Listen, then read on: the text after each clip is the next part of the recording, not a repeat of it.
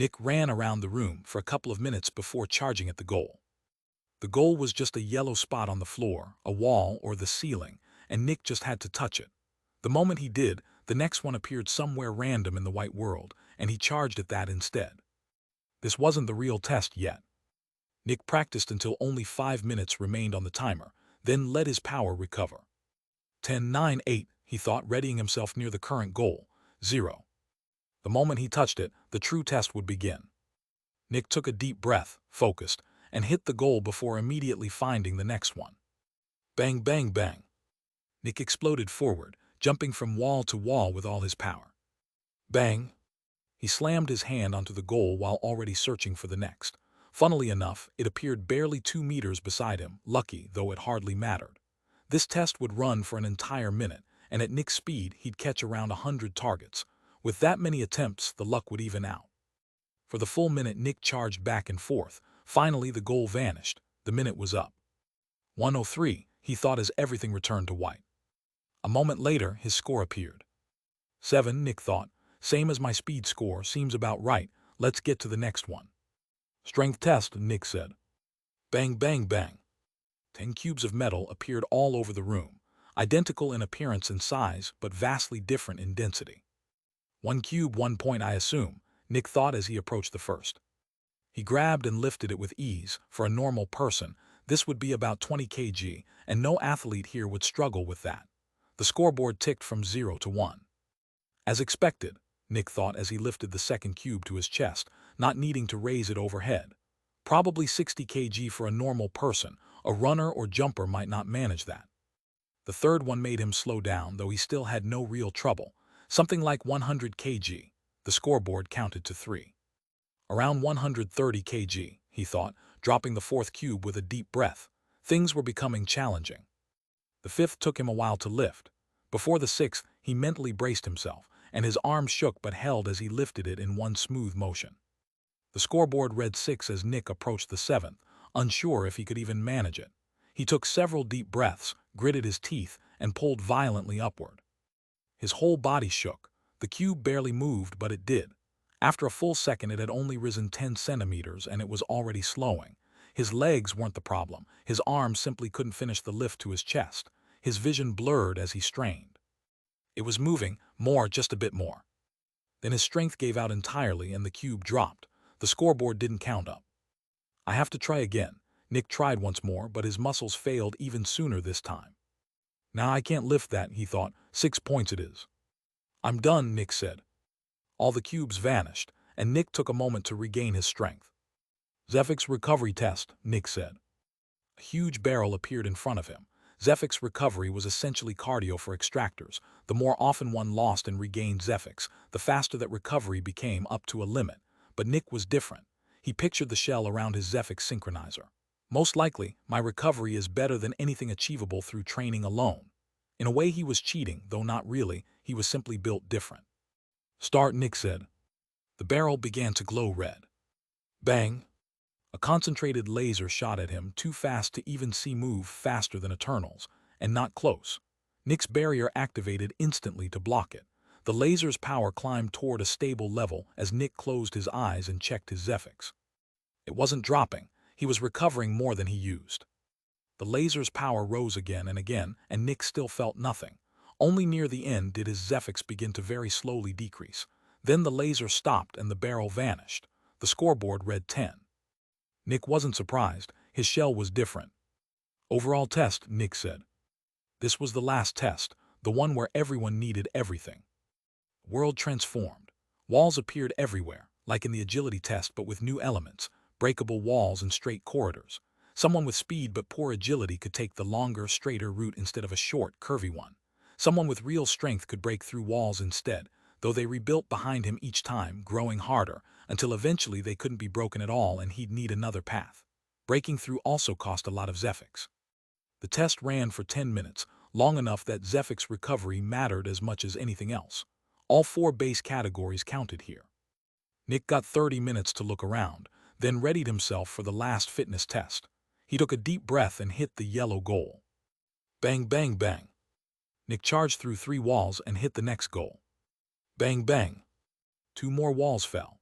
For the next 2 minutes, he kept destroying walls to reach each goal, but it grew harder. His speed dropped and his Zephyx began draining fast. When a single punch cost him almost 5% of his Zephyx, he stopped breaking walls and relied on his other strengths instead. Sometimes a straight path led right to the goal, favoring speed. Sometimes a winding corridor required agility. Since Nick excelled at both, he never had to choose, he simply took the quickest route. With only seconds left, he switched tactics once more. Bang, bang, bang. He charged through the walls again, his Zephyx dropping rapidly. It didn't matter. Ding! Everything vanished. The test was over. Nick was exhausted but satisfied. He already knew his score before looking. 10. Obviously. He was excellent in every category. Others might beat him in one, but they'd fall short in the rest. 7, 7, 6, 10, 10, he thought. 40 of 50, I'm fine with that. Chapter 565, 20 Specters. After getting his points, Nick left the black cube and headed back toward the main hall, then walked to the next testing room, weaving past a few people on the way.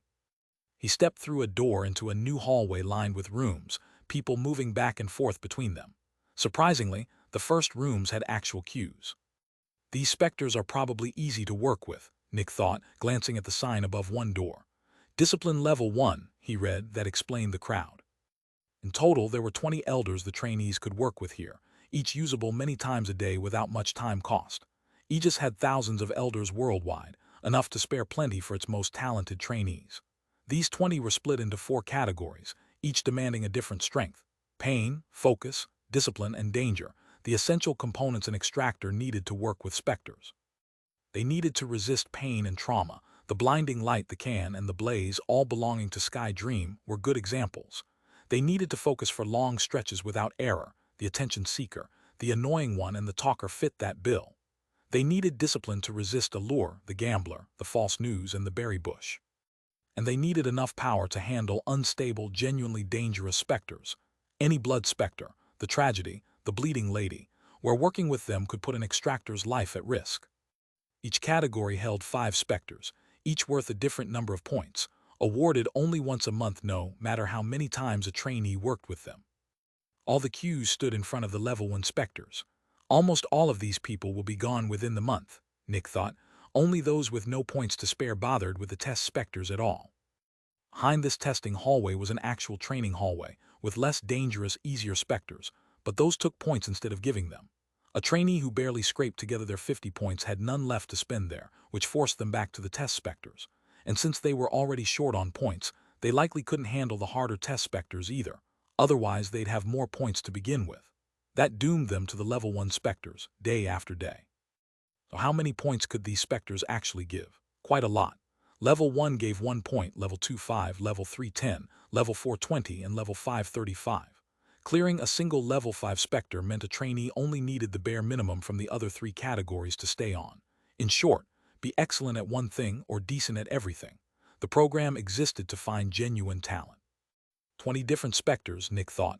Reminds me of Dark Dream. Nick walked up to one of the queues, where people were chatting while waiting for the containment unit to free up. He simply walked past them, drawing a few glances and headshakes. They didn't know him. He approached the door and his barrier flashed green before vanishing. The trainees groaned. "Can't you test something else?" one asked with annoyance.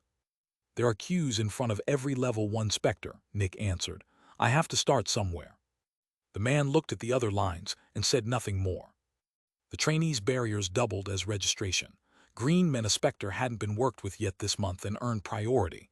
Yellow meant it had, sending the trainee to the back of the queue. Red meant the minimum requirements weren't met, though no Level 1 Specter required that. About 5 minutes later, a young girl walked out, and Nick's barrier shone green his turn. He entered the locker room and read the illustrated instructions on the wall. "Remove my shirt, huh? Sure." He did, set it aside, and approached the containment unit. Ding! The door opened and Nick walked in without fear. This was only the first level of pain. After hours under the nightmare's influence, he could handle pain just fine. The Specter was a 1-meter vampire bat stuck to the wall, its red eyes fixed on him the moment he entered, fittingly named the vampire bat. Nick held out his arm and it approached carefully, almost intimidated. Specters didn't feel fear exactly, but this one clearly knew a strong extractor could kill it. After a moment, it stretched its bladed tongue to his arm, opening a clean, barely painful cut, then began sucking out the blood. The experience was more uncomfortable than painful. Being able to work with a Specter like this was viewed as the bare minimum to become an Extractor. They rarely got more harmless than this, at least while contained. Loose, this thing would drain countless civilians into husks. A few minutes later, the green light appeared and the bat pulled back. These Specters were trained well enough not to kill trainees by accident. Nick lowered his half-healed arm and walked out without hesitation, put his shirt back on, and left. That went about as expected, he thought, passing the next trainee heading in. I should clear all the level 1 Specters first. Nick registered at the next queue, drawing more size, and waited nearly 30 minutes longer than for the vampire bat, though that made sense. Level 1 of focus, he thought, wouldn't be much of a test if it ended in seconds. He entered the containment unit and found a desk with a console at the far end, the Specter itself. Tapping through it, he found it cycled between 10 camera angles of random locations he had to memorize. Whenever something in a feed changed, he had to click to highlight it, or the Specter would consume some of his Zephyx. That was the whole test, find and flag abnormalities for 30 minutes, hardly difficult for an expert with enhanced senses. The Specter was called the Observation. Guess I'm on observation duty, Nick thought, clicking the screen again. Chapter 566, Level 1 and Level 2. The green light appeared about 30 minutes later. Spotting abnormalities in a camera feed was easy for an expert paying even a little attention. Nick walked out and approached the first level of discipline, drawing more groans when they saw his green light. This time the wait was almost an hour before the containment unit freed up. Inside was a 2-meter tree, ordinary except for the valuables hanging from its branches: gold, Zephyx fruit, barriers, weapons. All Nick had to do was stay in the room with it for an hour without taking anything, though the rules technically allowed him to keep whatever he picked at the cost of never working with the money tree again. Its allure wasn't hard to resist, and he left an hour later empty-handed. 3 done, 17 to go, Nick thought, though he wasn't sure he could clear them all. He was extraordinary at working with Specters, but not good at everything. Nick registered at the last queue. No one groaned this time. They'd already seen him at the others. A few minutes later, he entered the containment unit for danger level 1.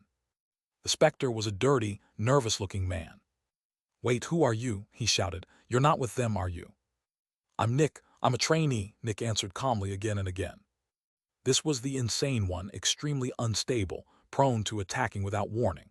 Trainees only needed to handle the danger if it came, and simply running out counted as handling it. To pass, one just had to talk to the insane one for 20 minutes or survive an attack. Nick talked with it for 20 minutes without incident. After years with the talker, this was nothing. Nick left and approached pain level 2, no queue this time. "Gotta remove my shirt again, huh?" he thought, reading the instructions before doing exactly that. Inside was a huge red rock riddled with holes, unremarkable except for its color.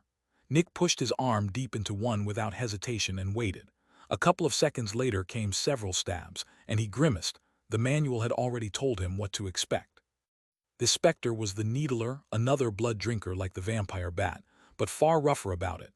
The pain was like being stabbed with a knife, and one had to keep an arm inside for a full 2 minutes to get credit. Most trainees avoided it, but some had no choice. Points weren't easy to come by. A few minutes later, Nick moved to focus level 2, a motionless statue that only attacked whoever stopped watching it. Something like Nick in a way. This was the unmoving one, powerful enough that a single mistake could kill a trainee, which was why few worked with it. Fortunately, keeping his eyes open for half an hour without blinking cost an expert nothing. The dust that irritated normal eyes barely registered. It just took focus. Nick cleared it and moved to discipline level 2, where a man in a black coat waited. "Hey, you want to feel something? You want to feel like a kid again?" he asked with a smirk, producing a pinch of purple dust. Nick felt the pull of it and resisted. This was the drug dealer, purveyor of the most amazing drugs in existence, relived happiest memories, wildest dreams fulfilled, none of it real, all of it costing a bit of Zephyx. Give in once and no one was ever allowed back. Nobody had ever resisted it a second time. Nick simply stayed put until the green light appeared. It wasn't difficult. 7 done, he thought, heading for danger level 2.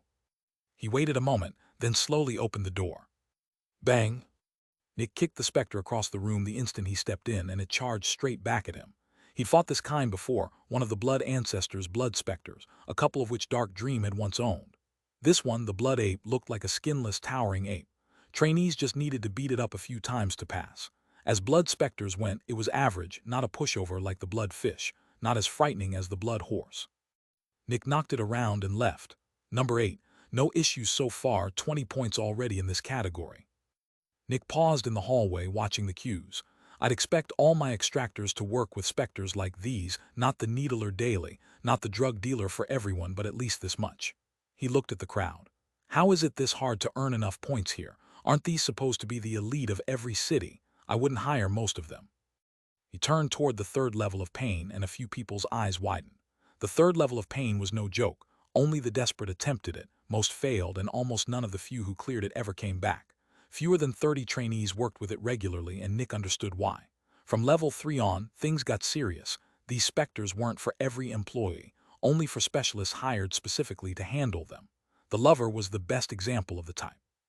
Nick entered the locker room and took a deep breath. He could handle pain, but this wouldn't be easy. The nightmare's torments had never been real. What waited here would be. Before entering, he checked the illustrations. Someone taking off their shirt. Of course. Chapter 567, Level 3. After taking off his shirt yet again, Nick walked into the containment unit and found a thin, starving-looking wolf. The Specter, called the Hungry One. It eyed him carefully but didn't dare get close. Like every Specter here, it knew killing a trainee would end badly for it. Nick took a deep breath and lay down on the floor. "You can start," he said. The wolf crept closer and bent its head down, biting into his torso.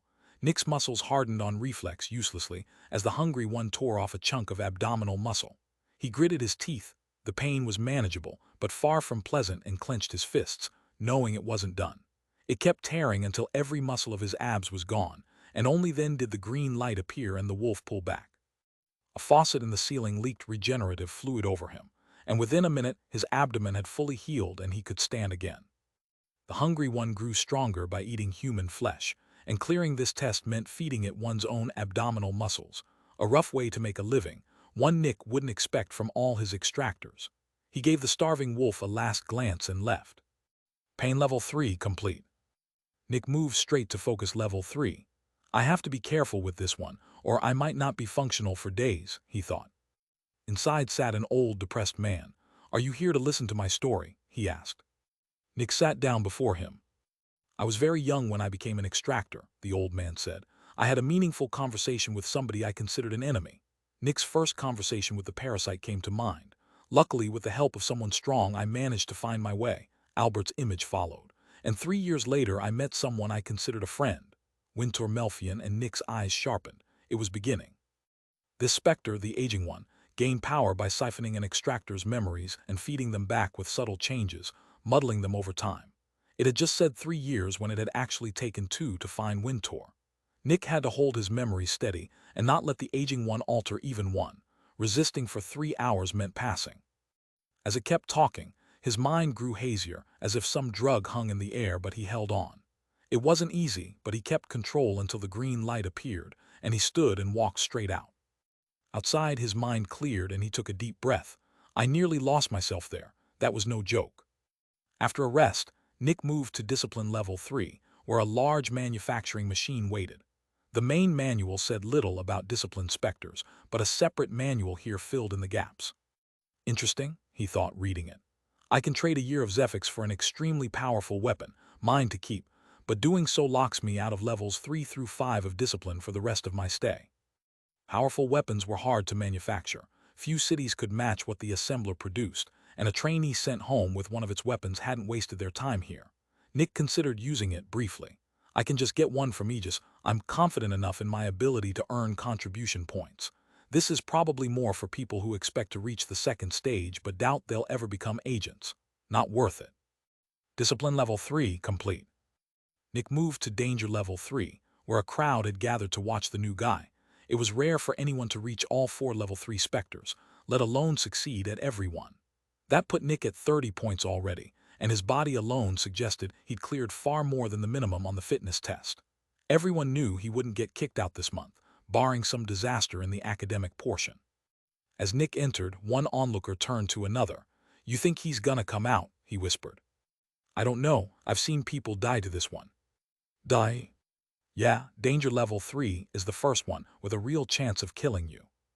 Inside, the Specter was a small girl with a frown. "And why are you here?" she asked. "You know why," Nick said.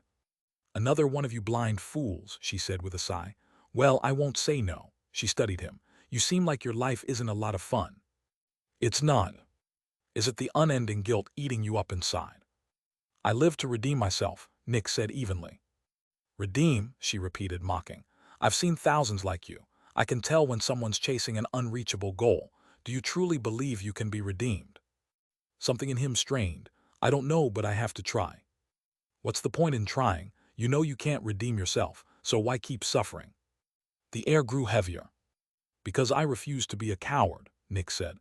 "Killing myself would only make the sacrifices meaningless." "They already are," she answered. "Ever heard of the sunk cost fallacy?" Nick knew exactly what she was. This was the hopeless one. Much like the parasite, she gained power by driving people to suicide, convincing them everything in their lives was hopeless, her Zephyx souring the air around her until it seemed to drain out all positivity. She didn't need Nick depressed. She just needed him to say the sentence. One moment of weakness was all it took, and she'd killed plenty of trainees that way, especially those who'd never faced a real setback and didn't know how to climb back from despair. But words weren't what destabilized Nick, however unstable he otherwise was, and the hopeless one would find him unkillable by that method. Chapter 568, Peak of Pain. Nick walked out, and the hallway watched in surprise. Clearing all of level 1, 2, and 3 in a single day was extremely rare. That was 40 points already, securing his stay outright. Points per category didn't stack. Completing level 3 of danger earned him 10 points, not 1 plus 5 plus 10. Nobody doubted he'd hit the point threshold anymore. The only remaining risk was dying to something too strong. A few people started toward him as he headed back toward the main hall, but before they reached him, he turned and entered another containment unit. "He's going straight for pain level 4, someone murmured. "Is that one bad?" "Really bad. He won't die, but he won't dare go back in." Nick entered the locker room and checked the rules. "Don't need to remove my shirt for once. Wonder what's in there." The manual only covered Specters up to level 3, levels 4 and 5 were kept secret, their locker rooms sealed until the previous level had been cleared, and trainees were discouraged from discussing them, which kept most people in the dark. Some containment units even required a minimum score in a specific category. Danger was a constant here, but Aegis still wanted its extractors to actually survive it. Nick found no manual for this one. Approaching the door, he noticed a sign. Entry required at least 2 points across all fitness tests, above average physical condition, plus a successful session with the unmoving one, the level 2 focus Specter. Things are getting strict, he thought, touching the door. His barrier shone green and it unlocked. Inside, a big white rock sat in the middle of the room, the thick scent of salt confirming what it was made of. A possession Specter made of salt, huh? Nick thought, studying the illustrations on the wall. An extractor cuffing a chain to their ankle, then touching the stone, then falling to their knees and thinning, then a husk lying before the rock, then the chain snapping taut to yank the extractor free. "All right." Nick cuffed his ankle to the chain coming out of the wall and touched the stone. Instantly he felt thirsty, strange since he hadn't been thirsty in over a decade. Then his muscles began to burn. "It's pulling the moisture out of my body," he realized, gritting his teeth. Not just stored water, but the water bound into his very molecules, denaturing them the way acid or fire might. His skin turned brittle, his organs dried, his eyes sank back in their sockets. Vertigo and weakness swallowed his senses. He felt like he was dying, like some sickly old man drawing his last breath. He fell to his knees, unable to pull his hand from the rock even if he wanted to. For the first time in a long while, he thought of the nightmare, every part of him burning as if he'd swallowed concentrated acid, and worse, he was helpless to stop it. Only the certainty that Aegis wouldn't actually let a trainee die like this kept him from panicking. If even Nick, at his level and strength, couldn't break free, no ordinary trainee could. Sure enough, 3 seconds later the green light appeared and the chain wrenched him back. The burning didn't fade with the pull. Hiss! Streams of water burst from the wall and drenched him, vanishing almost as fast as they landed. The salt rock was still pulling moisture from the air itself. Slowly the pain faded and his strength returned. Nick stood, motionless for a moment, and looked at the rock. He was, honestly, a little intimidated by it. Once was enough. He couldn't imagine doing this regularly. If he owned this Specter, he'd sell it. It was too brutal to work with to produce any real Zephyx. Its only real use was inflicting an absolutely horrible experience on someone, useful for torture maybe, nothing else. Nick sighed and left. He wouldn't be coming back. There were enough other Specters to work with. Almost 30 people were waiting outside, impressed. "Pretty bad, huh?" a sharp-eyed girl asked. Nick nodded. "That's the worst I know of," she said. "Nobody does pain level 5. People who clear level 4 rarely even try it, and the ones who could handle level 5 never clear level 4. It's not about pain tolerance. It's about not being human anymore." She gestured to its door. "Go look, no requirement except clearing level 4. Curious, Nick walked over as a bystander asked her what it was. "Trust me," she said, "you don't want to know." Inside the locker room, the illustrations told him everything. A sickly old man forcing himself sexually on extractors in increasingly vile forms. This was the revulsion. Withstanding it without lasting damage meant being either inhuman, badly broken, or oddly specific in one's tastes. Nick shook his head and walked back out.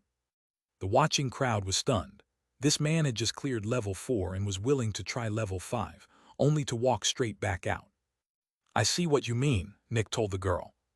"I would have lost respect for you if you'd actually gone through with it," she said. "I understand.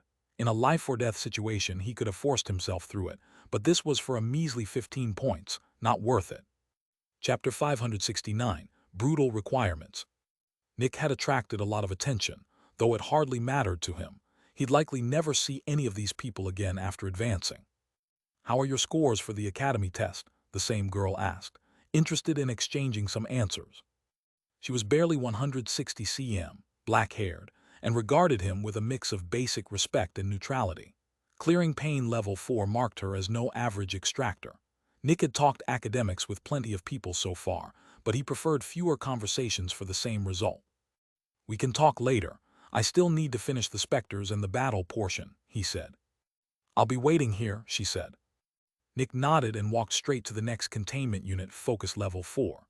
There was no exhaustive guide, only the note that he had to stay conscious for 2 hours, with a clear signal once time was up. He stopped, took a deep breath. Level 4 Specters weren't easy, the pain one had been brutal, and this likely wouldn't be gentler. He opened the door and entered. The door opened onto a haze of green, red, orange, white, and black, a storm of colored mist filling the whole containment unit. Nick had no idea what waited inside. He stepped in and closed the door behind him. The smell hit first, and his body jerked with an irresistible urge to vomit, worse than the sewer he'd once swum through, a stomach-turning mix of fermented vomit, cat piss, acid, poison, shit, mold, and cheese. Holding his breath did nothing. The smell seemed to crawl through his skin straight into his nose. His body kept trying to empty a stomach that had nothing in it he never ate. Then came the taste, just as bad, like rotting meat dragged across the inside of his mouth. He heaved again and again, producing nothing. Next the air turned hot and unbearably humid, and screeching, high-pitched noise tore at his ears, covering them did nothing. His vision blurred and lurched randomly, his balance vanishing until he felt constantly on the verge of falling. Horrible smell, horrible taste, suffocating heat, no balance, endless retching. He felt like he was dying, this time from some disease. But he had to stay conscious. He forced himself to hold on, using every scrap of willpower and focus he had. This was different from every other kind of suffering he'd endured, yet it echoed something familiar, the pain he kept inflicting on himself. For decades he'd lived under brutal, self-imposed pressure. He didn't deserve to be happy. Feeling good meant wasting time. Feeling good meant disappointing the people he'd killed. Yet he kept going forward anyway. Suicide would have been easy. He walked forward instead. That will, the refusal to give up, was exactly what this trial demanded. So Nick kept going. He kept heaving. He kept suffering. He wouldn't stop. It felt like days had passed before the green light finally appeared, and the chaos gave way to pure white, a wall of white Zephyx holding the colorful storm at bay. "It's over," he thought, and left the containment unit. A larger crowd waited outside now, including the girl from earlier, who looked genuinely surprised. She'd cleared pain level 4 but failed focus level 4. She couldn't imagine resisting that sensation for 2 full hours, having lasted barely 5 minutes on her own attempt. She'd take the salt rock again over the colorful mist any day. "Did you do it?" she asked. Nick nodded, calm again. She sighed. "There's only one other guy here who's managed that." "What about focus level 5? Nick asked, though after pain level 5 he knew there were worse things than what he'd just survived. "Nobody knows," she said. "Did that other guy not look inside?" "I couldn't," said a red-haired man stepping out of the crowd, casual, relaxed, like nothing much bothered him. The requirements are too high, and there was no manual in the locker room. What are the requirements? Nick asked. 2 points in strength, 4 in agility, cleared pain level 3, cleared danger level 4, he said with a shrug. A hiss went through the crowd, and Nick understood why 4 points in agility meant the top 12.5% of trainees, and clearing danger level 4 was presumably quite dangerous in its own right. As you can see, I'm not the fittest, the red-haired man said, showing off thin arms with a bitter smile. Didn't even try danger level 4, that one needs real speed. Nick considered it. Risking himself for a measly 15 points seemed foolish, but nobody had ever seen the Focus Level 5 Specter, and he wanted to know what it was. You look like you could clear Danger Level 4, the man said. Rather strong. What is Danger Level 4? Nick asked. A fight against a powerful Specter, the girl said. Like Danger Level 2, but much worse. Nick thought of the blood ape. Let me take a look, he said, and walked toward Danger Level 4. The hallway watched with interest. Would he win? The locker room illustrations made it clear. Survive 2 minutes or win outright. Nick stretched briefly and entered. Bang! The air seemed to split as he jumped aside. Bang! Another attack came instantly, dodged with a twist of his torso. Now he got a good look at the Specter, a metallic tiger with sword-blade claws, brutally fast, durable, and powerful. But Nick's own speed and strength had reached the peak possible for his level, tempered by countless dangerous fights. If he couldn't win this, nobody could. Bang! He kicked it into the wall hard enough to shake the whole containment unit. Crack! His blade sank through its metal body. Of everything he'd gone through so far, this was among the easiest. Chapter 570, Accepting the Specter's Trade. The containment unit shone green. Nick pulled his blade from the tiger's carapace and stepped back. It scrambled up but didn't attack again, not the smartest Specter, but smart enough to know Nick could kill it if he chose. He walked back out to a hallway buzzing with excitement, not because he'd survived, but because someone was finally about to learn what the Level 5 Focus Specter actually was. What about the Level 5 Danger Specter? Nick asked the red-haired man and the black-haired girl. She frowned, he shrugged. We don't know, she said. I tried Level 4 of Danger once and ran straight back out, wasn't strong enough to even reach Level 5. You're not going to even attempt it, said a new voice. Everyone turned. A smaller man with green hair and a serious expression approached, 2 thin rapiers at his belt, carrying himself like someone genuinely dangerous. The Danger Level 5 Specter is like the Pain Level 5 Specter, he said. Not worth attempting. The other 2 regarded him with a kind of respect they didn't extend to most trainees, like a professional sizing up another professional, not quite equals to the rest of the field. Nick guessed these 3 ranked among the top 10 trainees here, maybe with real talent for becoming agents. You cleared Danger Level 4, Nick asked. I'm quite good in a fight. Publicly, I have the highest score in the battle portion, the green-haired man said. Publicly? Right, you're new, he said. No official leaderboard, but most people talk about their points. There are ways to roughly verify who's telling the truth. You can buy access to Specters to train with, the girl explained. Doing that can't drop you below the 50 points needed to stay, and your barrier turns green if you have enough, but the points aren't deducted unless you actually enter. That's the rough verification. There could be stronger people hiding their scores, the red-haired man said, leaning back casually. But publicly, he's our strongest, one of only 3 who have cleared Danger Level 4. He grinned and pointed at himself. But I'm the only one who cleared Focus Level 4. Bigger accomplishment. And yet you still have to beg people to teach you Zephology just to hit the minimum, the green-haired man said dryly. The red-haired man whistled and looked away. Nick could see it. The girl handled pain exceptionally well. The red-haired man had monstrous willpower and focus, and the green-haired man was simply powerful in a fight. What about discipline? Nick asked. How many people clear that category? Most people, the girl said. The discipline Specters aren't named in the manual, but nearly everyone knows them anyway. We think they're mostly a participation reward, baseline points, the red-haired man added. Easy to resist temptation when the same option's there next month. Most people save the actual trade for when they're about to advance or leave, and just farm 10 free points from discipline until then. 10, Nick asked. You only get 1 shot at levels 4 and 5 ever, the green-haired man said. Accept the trade, and you lose access to the discipline category for good. Refuse, and you earn 35 points from it every month for the rest of your stay. That surprised Nick. I can see what you're thinking, the girl said. Yes, the reward really is that good. Go look for yourself. Level 4 has a manual, and looking costs you nothing as long as you don't step inside. Nick did and found the manual waiting. Unexpected but valuable, he thought. If level 5 isn't even better, I'll probably take this trade. I have the points to spare. What about level 5 of discipline? He asked, returning to the group. Check for yourself, the red-haired man said. You don't need to clear level 4 to look. Nick did. His eyes widened as he read. This seemed too good to be true, then narrowed as he kept reading. I see. Amazing trade for 95% of the extractors here. Not for me. He walked straight into the containment unit and found a machine covered in writing, the Specter itself, called the elevated limiter. Welcome, are you interested in a trade? Its display read. I can make you a late expert today. In exchange, you will be consumed if you ever become an initial protector. It could raise his level by 2, straight to late expert, at the cost of capping his entire life at peak hero. An insanely good trade on its face, like offering someone 10 million credits in exchange for making it impossible to ever become a billionaire. How many people would say no to that? Billionaire. I didn't even expect to be a millionaire. Sign me up for 10 million. Protectors were so far beyond experts that reaching that level seemed unachievable anyway. There probably weren't even 100 in the whole world. Most people would take the deal without blinking. Not Nick.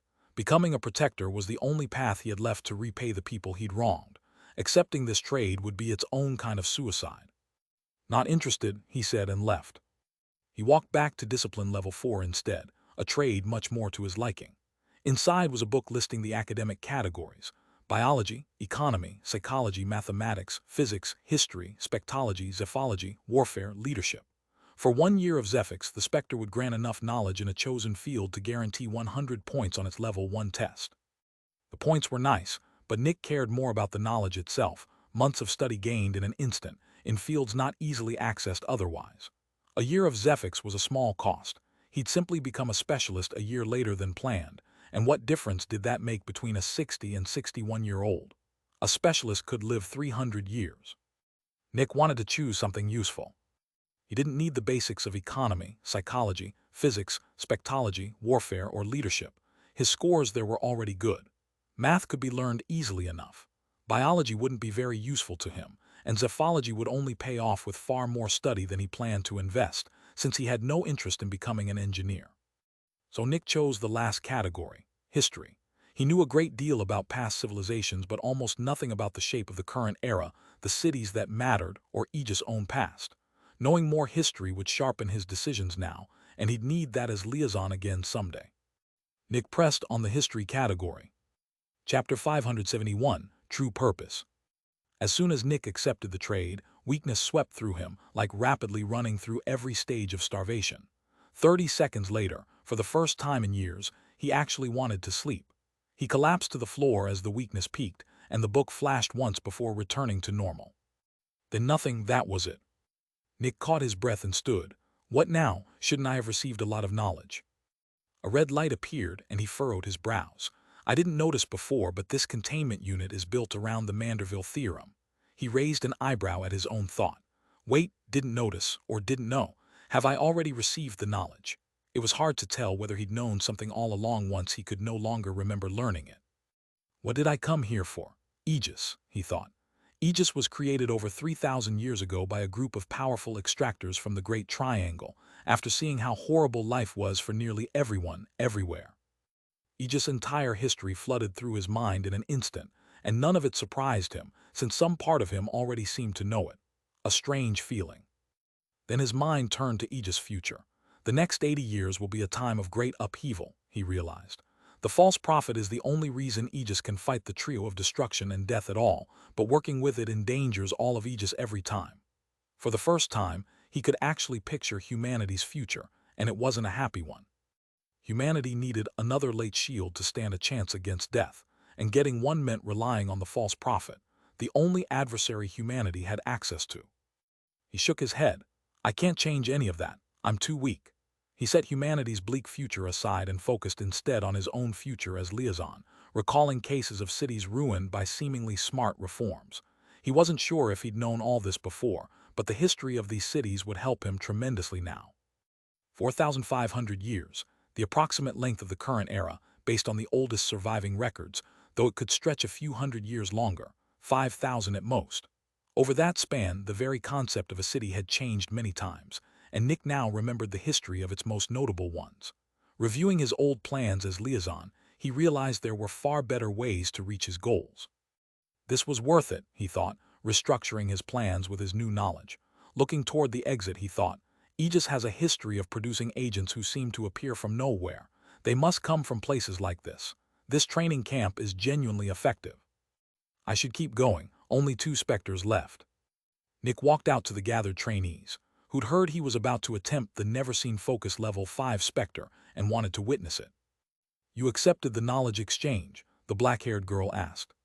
History, Nick said. That drew furrowed brows all around. History, why not economics for wealth and power in any city? Psychology to manipulate people and avoid being manipulated. Zephology to build his own weapons. Warfare. History seemed like such a strange choice. I'm going to look at the last danger Specter, Nick said, walking toward its containment unit. The 3 nodded. The green-haired man already knew what waited there and was certain Nick wouldn't attempt it. Working with it was ridiculously risky for minimal reward. The locker room illustration showed a slot machine and an extractor pulling its lever. 3 Zephyx symbols meant more power, 3 skulls meant death. Why, Nick thought. Why even offer this? Who would work with something like this? Pure chance, nothing to do with danger, just stupidity or desperation. He shook his head and left. So he wouldn't be clearing every category after all. He'd skipped the revulsion, and by taking the level 4 discipline trade instead of refusing it outright, he dropped to only 10 points in that category, and now he was refusing danger level 5 too. These level 5 Specters are insane, he thought, but maybe that's the point. Maybe the strongest trainees aren't supposed to touch them. Maybe they're a personality test, not a test of talent. That reminded him of the academic tests option to admit an answer came from another trainee's teaching. Most people would see that as shameful, lie about it, and Aegis would likely catch the lie and mark them untrustworthy, the one trait Aegis despised most. Refused to ever ask for help, and getting the full 50 points through trial and error alone became nearly impossible, since academics gave the most points of any category. Either way, people who wouldn't give or accept help got filtered out. And then there are these level 5 Specters that no sane person would touch. I think they exist to filter out the lucky ones, people whose personalities happen to be broken in exactly the right way to clear one of them. Someone who craves being ruined past any healthy limit could clear pain level 4 and then go do level 5. Someone who doesn't value their own life and just chases the thrill might attempt danger level 5. I see it now, Nick thought, finally understanding the camp's true purpose. This was never really about testing talent. It's about testing personality, whether we fit Aegis. The key to surviving here isn't being outstanding, it's being social. The other trainees look like competitors, but they're not. What do I lose if everyone else suddenly gains 5 more academic points? Nothing. The spots aren't limited, and there are more than enough Specters for everyone. If anything, more points for others makes it easier for the whole group to advance. All that matters is how many points I gain, not how I compare to anyone else. This isn't a competition. We're working together. That's exactly why so many people fail. They keep trying to stand out, when Aegis is looking for team players, people who can work together. Nick looked at the 3 trainees in front of him. Why not? If I'm staying here a while, I might as well make some allies. Chapter 572, Focus Level 5.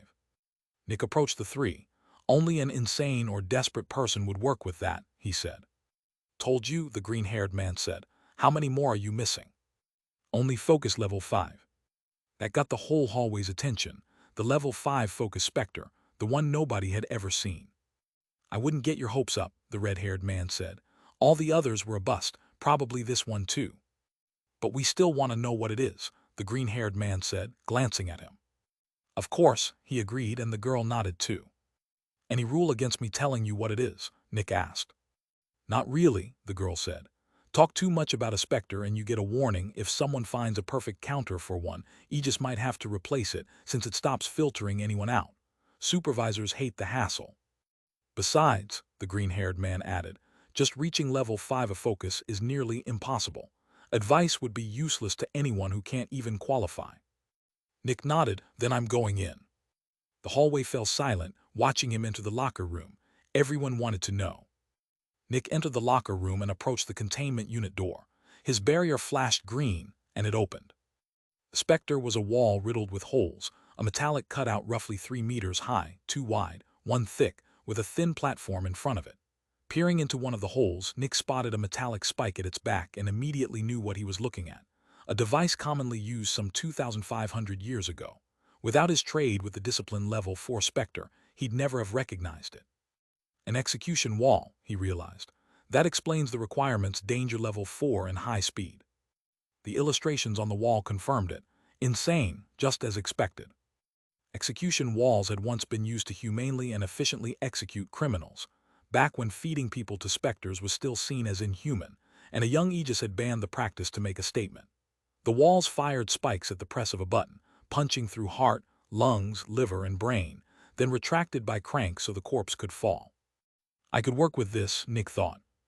One might assume the Specter gained power from killing, but the illustrations suggested otherwise. Fear or concentration seemed more likely. The trainee just had to stand before the wall for 20 minutes. If nothing happened, they stepped back and were done. But the wall might fire at any moment, and the trainee would need to react instantly to spikes moving at insane speed. Any lapse in focus meant death. One illustration showed a crossed-out barrier. No protection allowed. Genuinely dangerous, and once again, only an insane person would risk it for 15 points. Although maybe not this time, Nick thought. This one might be different. If it were just another sanity test, why such brutal requirements? They'd let anyone try. Almost everyone would sense that this Specter must be worse than the last, and after that experience, few would have the confidence left to attempt it. Only the truly idiotic and overconfident would try and promptly die to their own hubris. His thoughts stopped, like me right now. Silence. But is it really? He studied the wall. This could be extremely dangerous or not dangerous at all. The illustrations offered nothing on that question. Well, they don't say I can't check. Instead of stepping onto the platform, Nick stopped beside the wall and put his hand against it, robust, as expected of an elder-tier Specter. But how strong, exactly?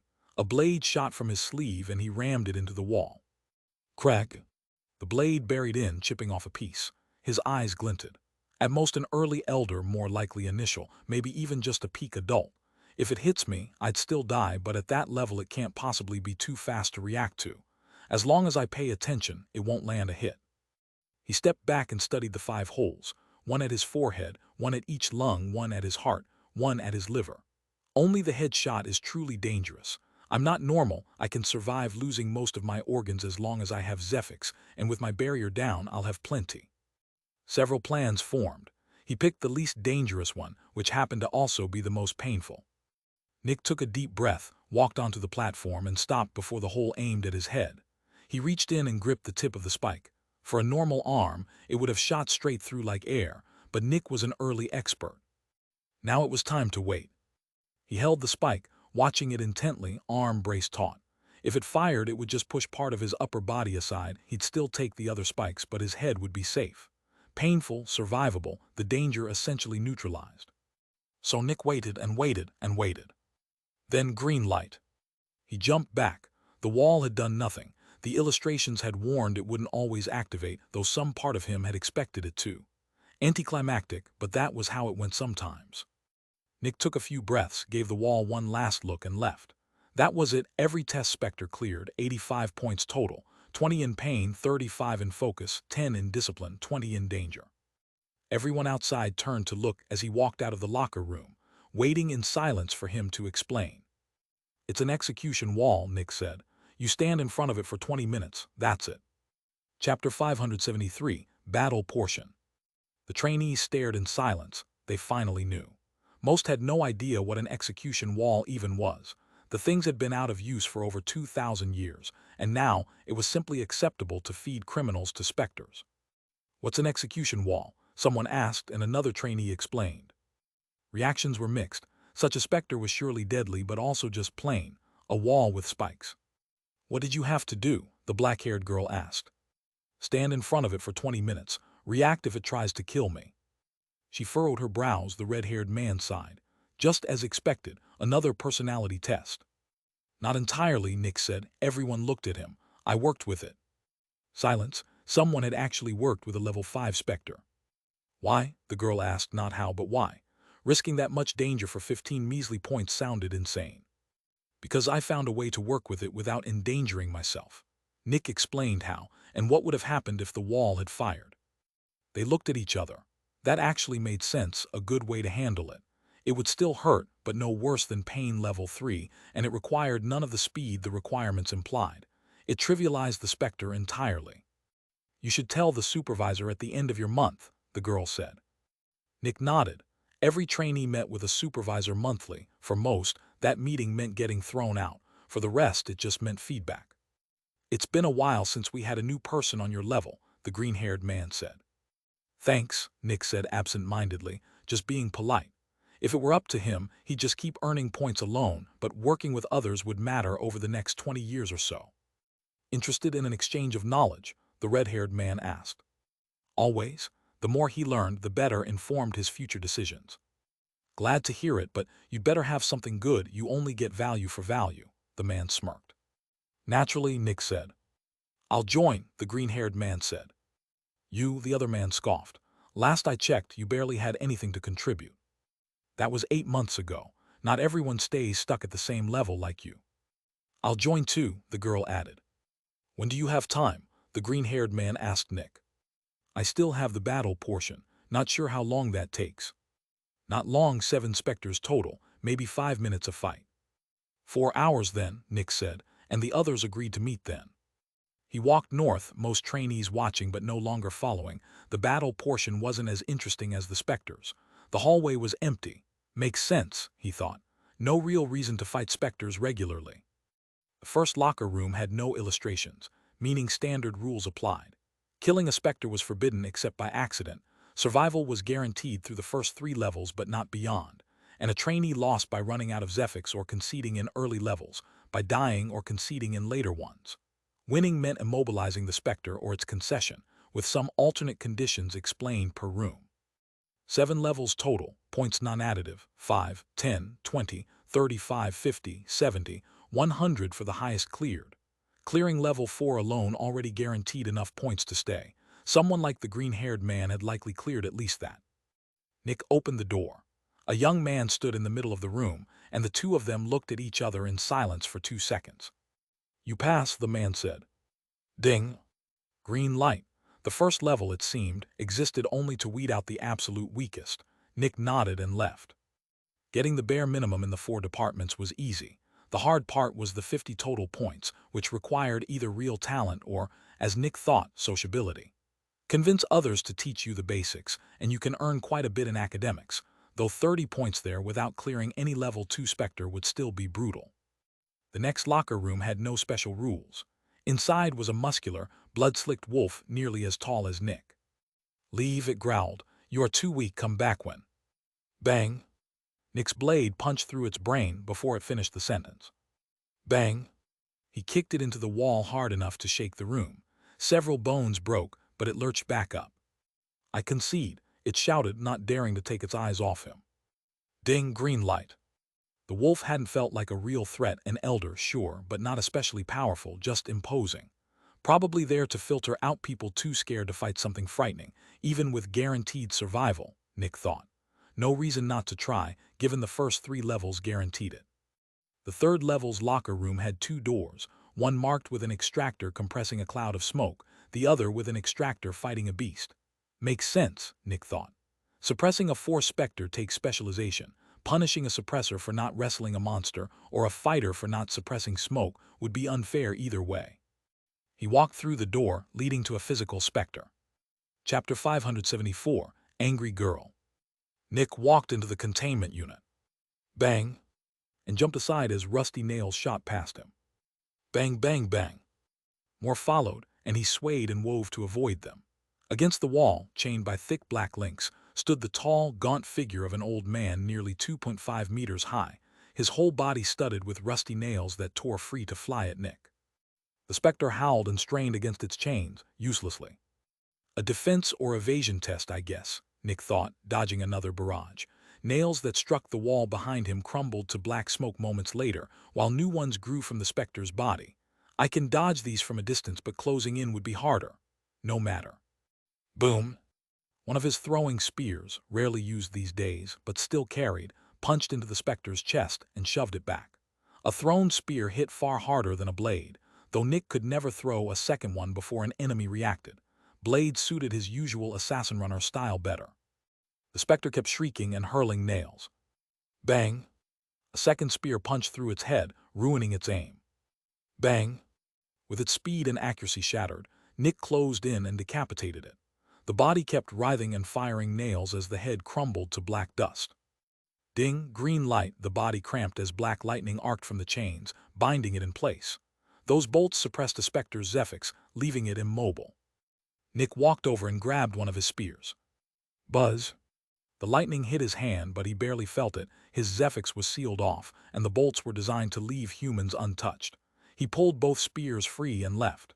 The Specter could technically still fight. Nick simply hadn't gone for a kill. 20 points already, Nick thought, heading to the 4th level. The first 2 had been easy, the first almost unlosable, the second requiring only nerve. The third had been the first real fight, but still simple enough since the Specter couldn't even move. Hitting it was just a matter of surviving the ranged attacks. The 4th level's locker room again had 2 doors, no special rules. Nick took the physical Specter's door and readied himself, but nothing attacked him on entry. Across the room stood a little girl with long green hair, no older than 8 except for 2 details. Empty black holes where her eyes should be, and 6 tooth-lined tentacles sprouting from her back. "Are you here to play with me?" she asked in a distorted, innocent voice. "I am." "Yay, mister, how strong are you?" "Early expert," Nick said, watching her closely. "Early expert, I get to use 25% of my power, thank you." Nick usually struck first, but not this time. Something about the girl set off a strong sense of danger. Either this Specter was frighteningly strong for its level, or it was actually much higher leveled and simply scaled its power to match its opponent. Her words confirmed the latter. Let's play," she repeated, head lifting slowly, expression dead.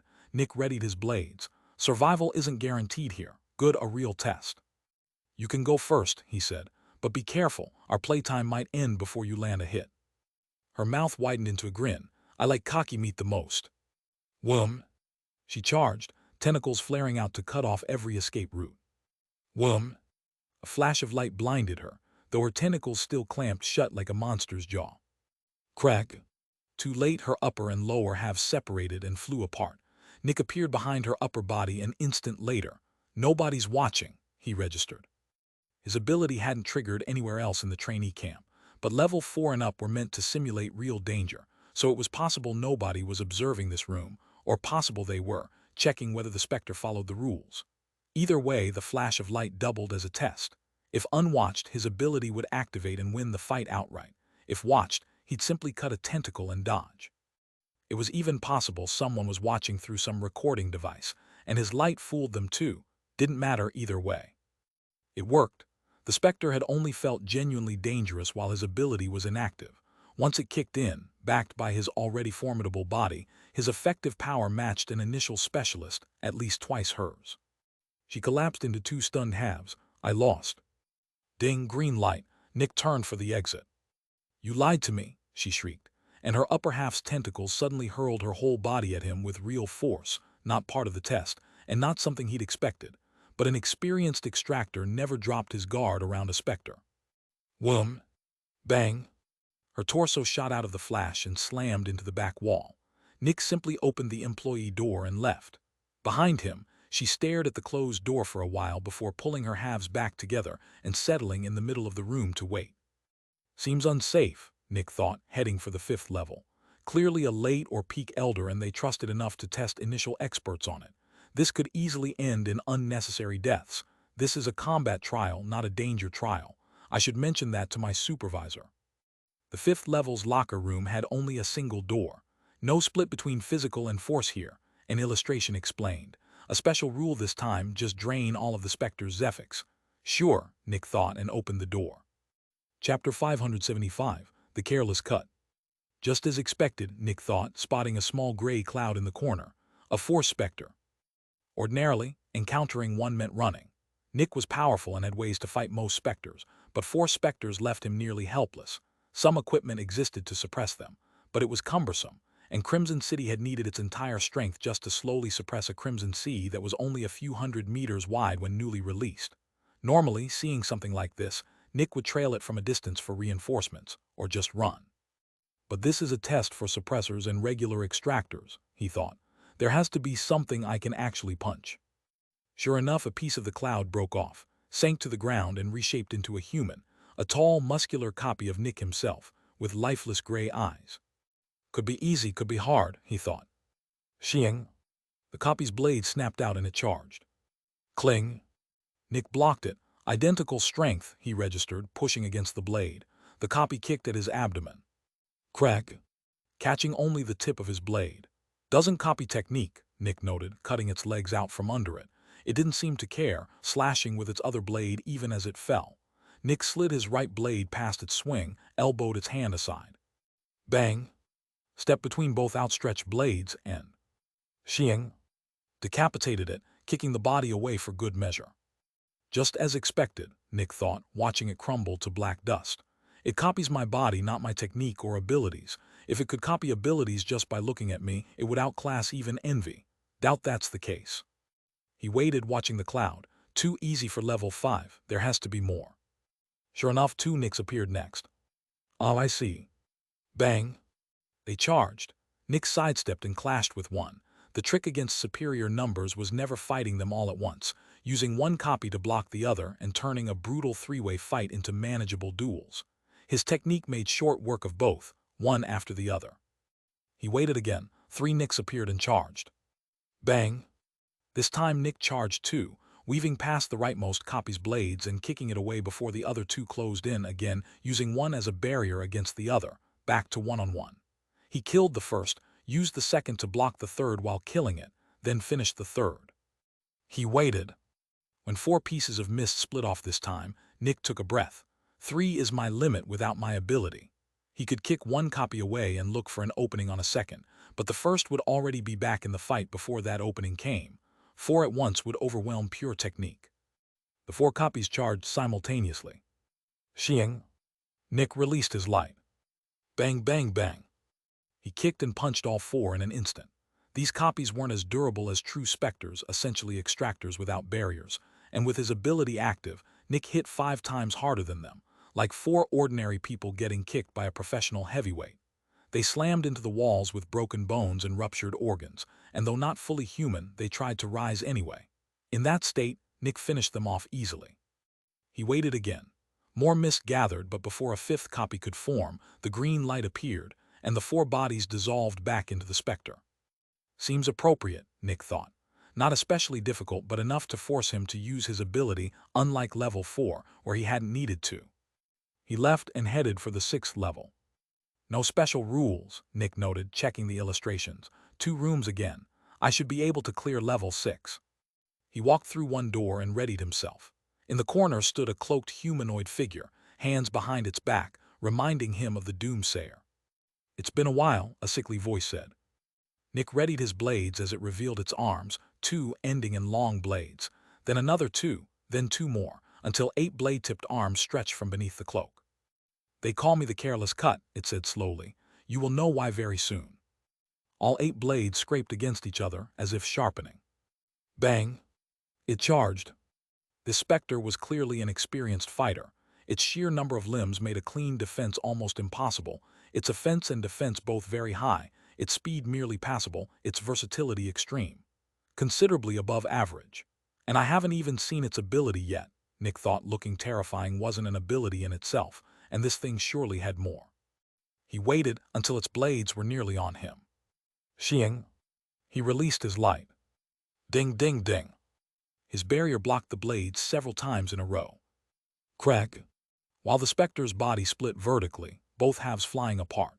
Nick reappeared, his Zephyx down 50%, exactly as expected, sometimes taking a hit and letting the barrier absorb. It was the faster path to victory, since it killed the Specter's momentum and gave him a clean opening. One half revealed half of a black sphere in its chest, its core. Split, the 2 halves struggled to reunite. Is that why you're called the Careless Cut? Nick asked. Green light. Chapter 576, Scores. Nick looked toward the last level. Should I? He just lost 80% of his Zephyx, and biting off more than he could chew here would be easy. The highest points in any category were always brutally hard to earn. 10 in a fitness test was nearly impossible, and any level 5 Specter was nearly impossible or plain idiotic. What about this one? His ability only worked so many times per fight, and if this Specter survived the first hit, adapted, and cut off his retreat, he could actually die. The instant anyone learned how his ability worked, most of his strength went with it. His style of fighting was all or nothing. Winning quickly didn't mean it was safe. More like flipping a coin. And for what, he thought? 30 more points when I already have 70 in this category. The difference between 70 and 100 barely matters. I already have 335 points total, and 30 more isn't even 10% of that. I'm not even sure what I'd use these points for. If there were some real incentive, I'd risk it. There isn't. What's the point of risking my life for nothing? Nick shook his head and skipped level 7. A small, unimportant part of him was disappointed he hadn't even tried, but making the smart decision mattered more than chasing idiotic desire. 335 points, that was his total. Nick left for the main room, where the other 3 had already gathered. How did it go? The red-haired man asked. Good enough, I'm done getting all my points. Let's start the exchange, the black-haired girl said. Since this is his first, let's introduce ourselves. I'll start. She touched her chest. Cynthia Mason, early expert. My promotion to level 2 happens in a year. Level 2 meant the second stage on the road to becoming an agent. Finally, I get your name, the red-haired man said. Cynthia gave him a side-eye and didn't answer. Mender Orlin, he said, pointing to himself. Also early expert, advancing within the year. It wasn't surprising 2 of them were already close to advancing. Nobody stood out at the trainee camp right away. It took a year or more. Steve Workling, the small green-haired man said seriously. Early expert, advancing in a couple of months. Nick Dusk, early expert. I just arrived, Nick said. That surprised the other 3. Most people were made initial experts the moment they took the elixir. Did you accept the level 5 discipline trade? Steve asked, brows furrowed. I didn't. Silence. They were curious how, but knew better than to pry into his background yet. Let's talk academic points, Cynthia said. Only name categories where you hit at least 90% on the first test and 30% on the second. I'll start, she said. Mostly math-related fields. Biology, always above 90% on level 1, 60% on level 2 recently. Mathematics, always ace level 1, close to 90% on level 2, might reach 30% on level 3 before I advance. Physics, always clear level 1, above 60% on level 2. Zephology, okay, about 40% on level 2. That's me. Already impressive. Nick was especially interested since he knew little about biology or zephology and still needed the formulas for physics and math. Cynthia would be his main source here. My turn, Mender said, leaning back with a smile. Over 30% on history level 2, nearly 90% on psychology level 2. That last one interested Nick. And 60% in economics, he held up 3 fingers, on the 3rd level. Impressive, though Nick was more interested in economics level 2, since he'd already aced the 3rd. Warfare 60% on level 2, Steve said slowly. Leadership 60% of level 2. Spectology 30% of level 2. Decent, clearly the weakest of the 3, though his battle strength probably gave him the highest total points overall. Then everyone turned to Nick. I've only taken my tests once, so these are just those scores, Nick said. Biology 1500. Expected few people knew much biology. Economics 91, 45, 98. The whole group froze. Wait, what? Mender shook his head. You got 98 on the 3rd level of economics. Nick nodded. Are you sure? Cynthia asked. It was the 3rd level of economics. Okay, Mender said. Then explain this. He posed a difficult 3rd level question he was sure he'd answered correctly, and Nick answered it. Mender blinked, surprised. And Cynthia asked, how's his answer? He scratched his head. A minute ago I'd have called it wrong. Now I'm not so sure. Might have been me who was wrong. The other 2 stared at Nick. Nobody was sure anyone had ever broken 90% on any 3rd level test before. I'll continue, Nick said. Psychology 68, 42, 48. More shock, how could his 3rd level score beat his 2nd level score? Math 000, Physics 7400, History 28, 62, 21. Wait, that actually makes sense, Mender said. You know a lot about the past, not much about the present. Used to be like that, Nick said. I took the level 4 discipline Specters trade history. Right, so it's really 100, 62, 21 now. Probably, I'll continue. Spectology 968498. Shocked silence and unreal score. Zephology 5200. Warfare 939624. Leadership 18064. Stunned silence. You have 140 academic points, Cynthia asked quietly. Nick nodded. How? She no longer cared if it was appropriate to ask. I was a chief Zephyx Extractor for around 15 years, Nick said. I know a lot about leading people, how they think, how money works, how Specters work. I never had any formal education. Almost everything I know comes from experience, which is why my third-level scores often beat my second-level ones. Everyone was stunned all over again.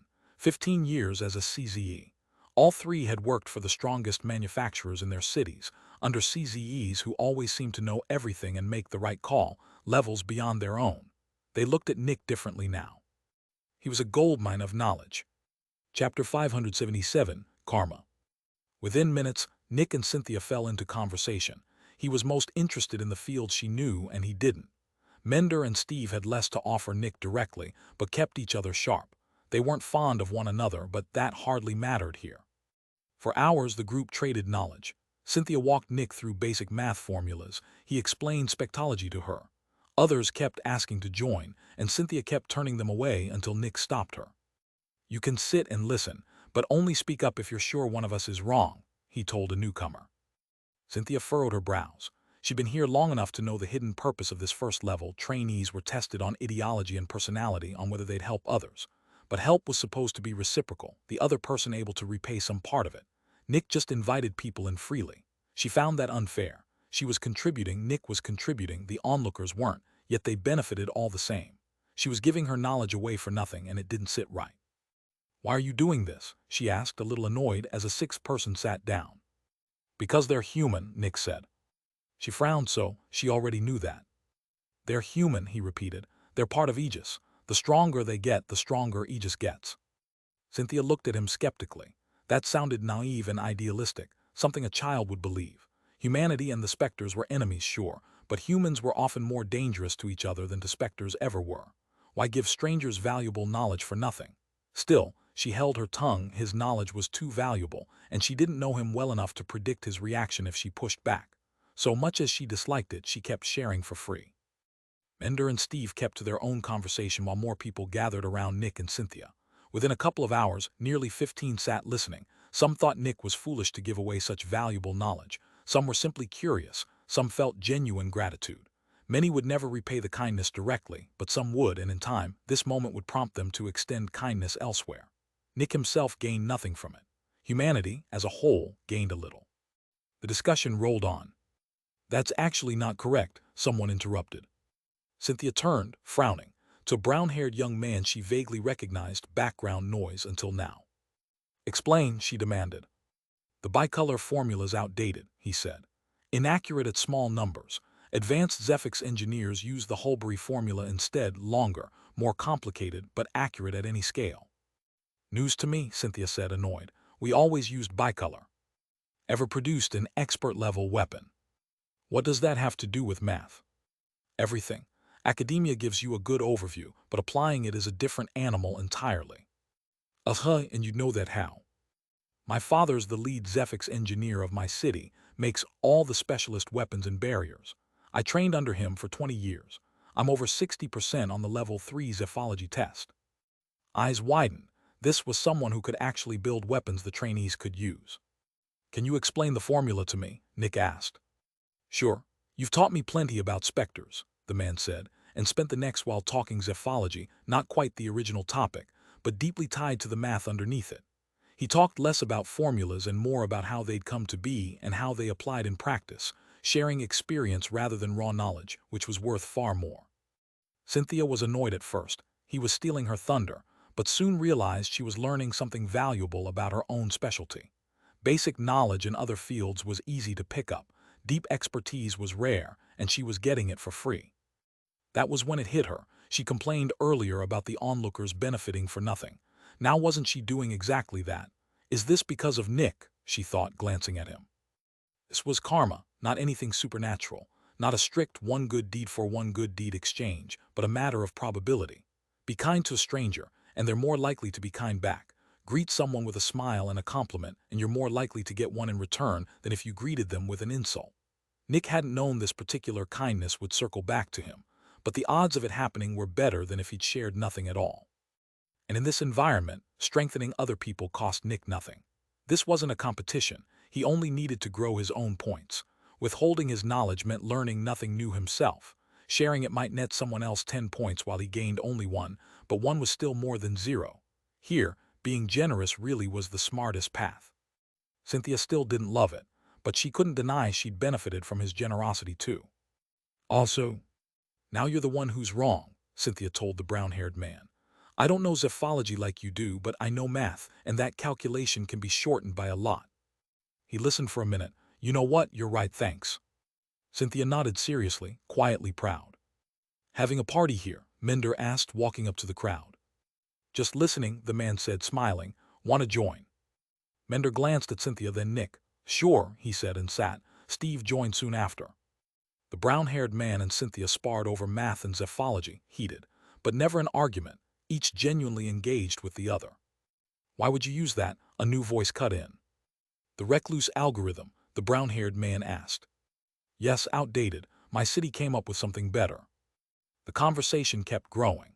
Within 2 days, over 10 experienced Zephyx engineers were debating in a circle with nearly 300 people listening in, everyone benefiting immensely. The average zephology scores would climb for a long time to come. And all of it had started because Nick was willing to share his knowledge for free. Chapter 578, Performance Review. Ding! Nick's barrier shone yellow, unnoticed by anyone. The discussion had long since swallowed him whole, several Zephyx engineers having taken it over while he sat as just another member of the audience. A yellow barrier meant it was time for the monthly supervisor interview, and this debate, weeks old now, its participants constantly turning over as old ones lost interest and new ones joined. No longer even included Cynthia or the brown-haired man.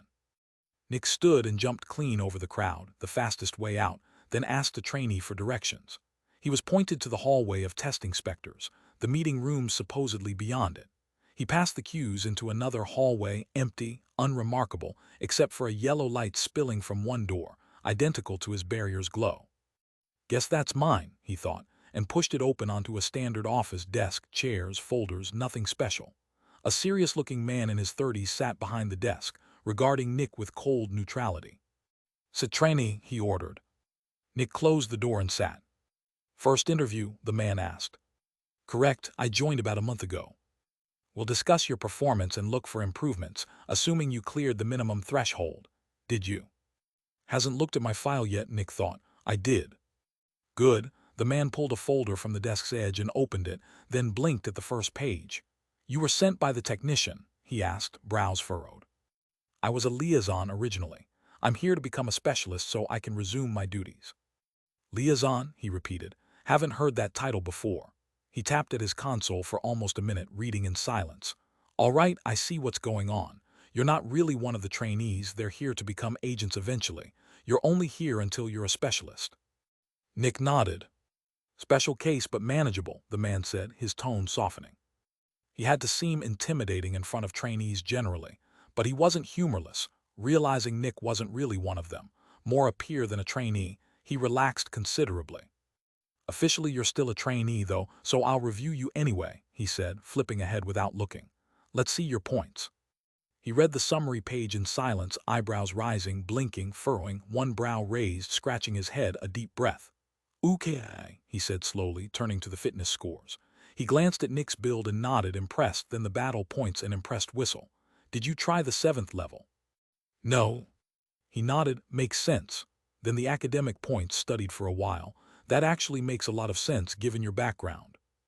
Nick nodded. Finally the Specter points, and he furrowed his brows at the 35 in focus. Usually 35 points in danger, pain, or focus is a bad sign, not a good one. Why go for level 5 in focus but not the other 2? Because working with the execution wall isn't actually risky, Nick said, and explained his method. The supervisor leaned back, listening. That actually makes a lot of sense. Seems like the Adductress didn't think this through before bringing that Specter in. She's an agent, not a chief Zephyx Extractor. Makes sense you'd find a better way to work it. Guess that was your whole career. Nick nodded. He might not have the Adductress's experience, but when it came to finding ways to work Specters, few could match him. All right, so, the supervisor said after closing Nick's file. Nothing to improve with your fitness, can't really raise your physical stats without abilities. Keep your current score and you're fine. Same for battle points. Don't repeat this, but the top scores in battle and Specters exist mainly to filter out unhealthy ambition. I can't tell you what level 7 of battle is, only that it's dumb. Stupidly dangerous dumb. Your Specter points are also as good as they'll get. Really, the only thing left to improve is academics, and you clearly have that handled already. I do, Nick said. Anything you want to bring up? One thing, level 3 of battle, the little girl. Yes. After I beat her and the green light appeared, she accused me of lying about my level and attacked with her full power. If I'd been weaker, she'd have killed me. A late or peak elder going all out on initial and early experts doesn't belong at level 3. The man's eyes widened. Tell me exactly what happened. Nick did, and the supervisor grimaced, a genuine failure on their part, one that should never have occurred. Sorry about that. I'll report it to the Adductress. We'll likely replace her with something else. Anything more. That's everything. Keeping you here 4 years would be a waste, the supervisor said. How about 1 more year to build up academics before advancing to level 2, more hands-on there? Sounds good. They stood and shook hands. See you next month, the supervisor said. See you. Chapter 579, First Level. After leaving the office, Nick went a look into the Specters he could buy access to with points. His level still needed to advance, even if academics were the priority. Hallway held over 30 of them, unlike the secretive test Specters, each with its terms posted outside. Price depended on 3 things: difficulty, session length, and how much Zephyx a Specter produced. Painful or difficult Specters cost less than easy ones. Sessions that ate 18 hours left no time for anything else. And since an Extractor's daily Zephyx absorption had a fairly high cap, most needed 3 or 4 Specters to reach it unless a given one was especially generous. Access was bought monthly, in fixed shifts since others might want the same Specter. Prices ranged widely. The cheapest cost 5 points a month and performed about as well as a level 1 test Specter, its only upside being far fewer competitors. Most experienced trainees, Nick had heard, worked the 10 to 15 point tier, tolerable pain, quota met in 2 sessions under 8 hours total, but 20 to 30 points a month. More than 80–90% of trainees could spare once they'd set aside the 50 needed to stay. The truly talented could afford the 50-point Specters, only 3 of them, but each gave substantial Zephyx for at most 2 hours of work. Then there was a single 100-point Specter, requiring 150 total points just to access. That was brutal. Cynthia probably had 50 from academics and 40 from Specters, but with only slightly above average fitness and battle strength, maybe 20 in each, she'd land around 130, short of the mark. Mender had even more academic points but weaker fitness, likely falling short too. Only Steve, among the people Nick knew, might realistically clear 150, and even that was close. This Specter was clearly meant for the top 0.51% of all trainees. Nick paid the 100 points, not even a third of his total, and walked through the door into the locker room. The locker room looked ordinary except for a stack of basins by the wall. Nick pushed one under a hole and pulled a lever. A wave of white objects tumbled out and filled it. Bones, animal and human, about 50 kg worth. He carried the basin through the employee entrance into a room dominated by a pile of bones, topped with 3 upper halves of human skulls, ghostly light glowing in their eye sockets, and following him as he crossed the room. Ooh! A ghostly wail rolled through the containment unit. Nick poured his basin over the pile. Ooh, well. The wail swelled, almost orgasmic. The pile clearly loved the bones. Smoke rose from them as they dissolved into fine mist, and Nick felt an avalanche of Zephyx flood the room. Just from the volume, this was at least a fanatic, and not a weak one.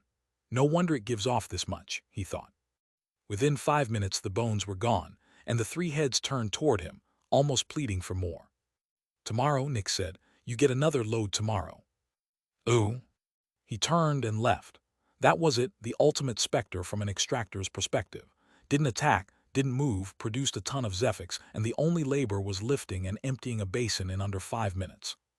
Reminds me of the dung heap, Nick thought, setting the empty basin back. Just better, even has a similar name, the bone heap. Nick returned to the main hall, where the discussion was still running, and rejoined it, learning plenty over the following days before heading back to re-earn his points, as everyone had to do monthly.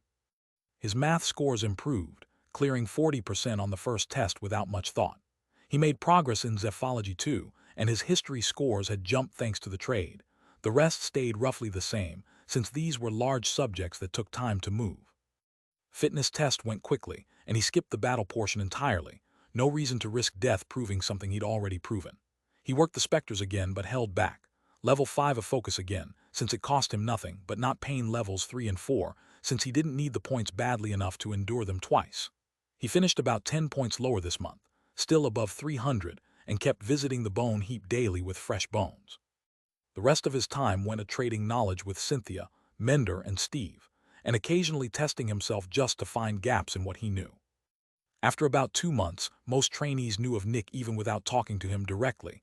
They'd heard him teaching others and generally thought well of him, which made sense, since nearly everyone had benefited from him somehow. Many came to teach him things unprompted, liking him enough that helping him felt good in itself, real cooperation, not transaction. As time passed, Nick had to check the learned from another person box more and more often on his tests, and he didn't mind. It didn't matter where the knowledge came from, only that he had it. Nearly a year passed this way. Nick, now 38, was close to advancing to the second level. He'd watched an endless parade of trainees arrive and disappear within a month, most of them treating the whole camp as a brutal competition, believing that putting others down meant getting ahead, exactly the mindset Aegis didn't want. Finally, his barrier turned yellow, time to leave. Chapter 580, second level. Nick left the hall, saying goodbye to few people he'd gotten to know at a surface level over the year, never true friends, since he deflected any question about his personal life or beliefs. He wasn't fond of real connections. Everyone he'd made had gone badly, but keeping some distance let him work with people without trouble. Outside, the supervisor was already waiting, one of 2 overseeing the first level. He nodded, and they walked together. "Said your goodbyes." "I did. How do you feel?" "As always." "I get it, probably nothing special to you," the supervisor said. Nick didn't answer. They reached a door at the hall's end. The supervisor's barrier flashed, and it opened onto a corridor as plain and white as any other, except Nick had never been here before, which made it feel faintly special. They stopped at another door, and the supervisor knocked. "Here is Nick Dusk, Adductress," he said as they entered. The serious green-haired woman glanced up from a sheet of paper. "Dismissed," she said, not looking at him. "Good luck," the supervisor mouthed to Nick with a small smirk and left. The door closed. Silence, the Adductress studied Nick. "Are you proud of your achievements?" she asked. "No." "Why not?" As if she'd expected it. "Breaking the point record seems like something most people would take pride in." "Because it's meaningless to me. I'm not a trainee. I already led an entire city for 5 years. I don't need school practice. Points and grades don't mean anything to my situation." She studied him, unreadable. "What have you learned this past year?" "A lot about academia." Silence. "And that's it." She frowned. "What about teamwork and unity?" "I already knew that." Her frown sharpened. Ordinarily, she'd call that baseless arrogance from a spoiled youth, but given his background, it might genuinely be true. "Luckily for you, the second part is different from the first," she said. "Has your supervisor briefed you on it?" "No, he said you'd tell me everything." She nodded. "The second part is about gathering real-world experience. You'll join a squad of 4 under a tutor who oversees you without joining missions directly. Your squad works independently on assigned missions, some artificial with artificial specters and rebels, some genuine. Usually you won't be told which, and you're expected to treat every mission as real regardless. You'll be told when your targets are human." She watched him closely as she said that. Nick showed nothing. Most trainees flinched at the idea of killing humans. He didn't blink, and that alone told her he'd killed plenty already. "You won't be on missions daily. Most of the time you'll be stationed at a stronghold or city, technically free, but expected to train with your squad to maximize future success. You'll have Specter access and are expected to advance as fast as possible. This stage runs until you're a specialist. Understood?" Nick nodded. "Any trainees you know and want on your squad?" He considered it. "Cynthia Mason, Mender Orland, Steve Workling," he said, the 3 he'd met in his first 2 weeks, all of whom had cleared at least 1 level 4 Specter, all advancing around the same time, each specialized in different knowledge with different weapons and fighting styles. Cynthia and Mender were only average in battle strength, but that mattered less since Nick would handle most fights himself. They were more valuable for scouting, information, and support. A squad needed more than just fighters. They requested you too, the Adductress said. Squads forming naturally during the first stage isn't unusual, and we support it, and from the second stage on, we want your missions to succeed, so a squad that gelled on its own is a good investment. In another month, your last member advances. Then I'll formally create your squad and assign a tutor. Until then, keep talking with other trainees and working the local Specters. She set a silver box on the table. Your belongings, only your barrier can open it. Nothing should be missing. Nick checked, his old barrier, his uniform, everything intact. Hold on to your trainee uniform for now, she said. Walking around in your liaison uniform would complicate things for my staff.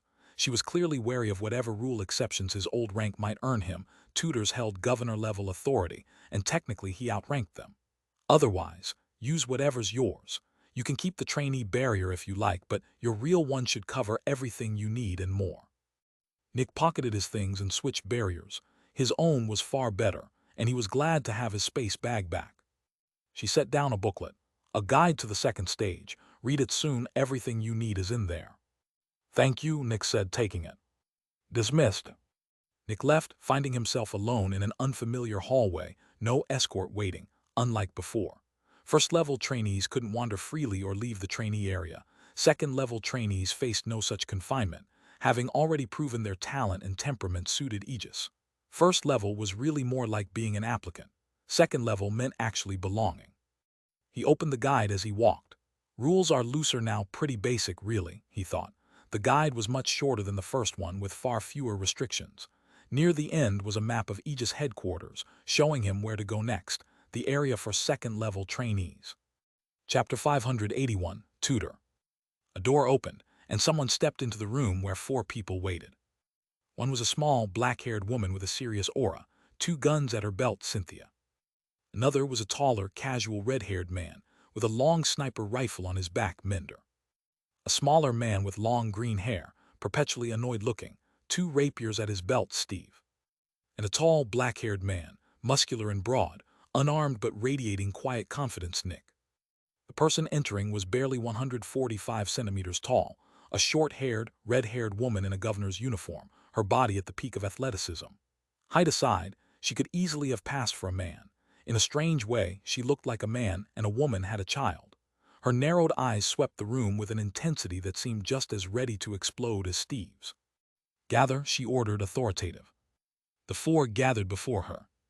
I am the tutor of this squad, she said, her voice deliberately pitched lower than natural. I've been told you 4 formed this squad voluntarily, correct? They nodded. Aegis doesn't require squadmates to share their personal histories, but this is my squad, and I want you to know each other before you're trusting one another with your backs. Do you know each other's backgrounds? The trainees exchanged uncertain looks. Nick shook his head. We'll fix that. You'll be working together for over a decade. I want you familiar with each other. I'll start. My name is Shirley Flanders, currently an initial hero. I've been with Aegis for 50 years, joined as a trainee just like you. First stage taught me what joining Aegis meant. Second gave me experience. Third helped me find how best to contribute. I'm no longer a trainee, but think of this as a 4th stage. I went through what you're going through, and now it's my job to pass that on. She pointed at Cynthia. You, introduce yourself. Cynthia Mason, early expert. Worked for Malthazar, the biggest manufacturer in Brown Land City before joining Aegis. I fight with 2 guns and all-rounder, she said confidently. Shirley turned to Mender. Hi, I'm Mender Orlin, he said, chipper, trying to lighten the mood. Lived in isolation, Stone City most of my life, worked with an Aegis research team near the big ruins there, got in through nepotism, more or less. He scratched his head. Oh, and I fight with a sniper if that wasn't obvious. Nobody cared about the nepotism. It was practically a prerequisite here. Shirley turned to Steve. Steve Workling, worked for Treehouse, the biggest manufacturer of water, Brain City. 2 rapiers, fast and evasive, bruiser, assassin, runner. Oh yeah, Mender said, I'm a sniper, Steve cut in, we know. Hey, not everyone. Quiet, Shirley snapped. No more from you 2. She turned to Nick. Proceed. The other 2 fell silent. Nick Dusk, he said evenly. Chief Zephyx Extractor of Dark Dream in Crimson City. I fight with blades, occasionally throwing spears, assassin, runner, censor. The other three already knew bits of Nick's history, but Shirley clearly didn't. You were a chief Zephyx Extractor, she asked, doubtful. A friend and I built Dark Dream together. I ran it as CZE for about 15 years. Why aren't you anymore? Dark Dream merged with Solace, forming Sky Dream. Solace's CZE took over as Sky Dream's CZE. I started working for Aegis shortly after. Shirley narrowed her eyes, unconvinced. That sounded like Nick sugarcoating a hostile takeover, the kind where old leadership usually got purged to secure the new regime's loyalty. But then how had he ended up here, under 50 and joining the trainee program? Technically possible without the elixir, if someone worked with perfect efficiency and started young enough, rare, but possible. Good, Shirley said, deciding not to pry further. I'm your tutor starting today. I'll assign your missions and follow at a distance. I won't intervene unless you face something clearly beyond you. Missions will be artificial and genuine both, and their success is entirely on you. If a genuine mission means saving people from a Specter and you fail, they die. I won't step in even then.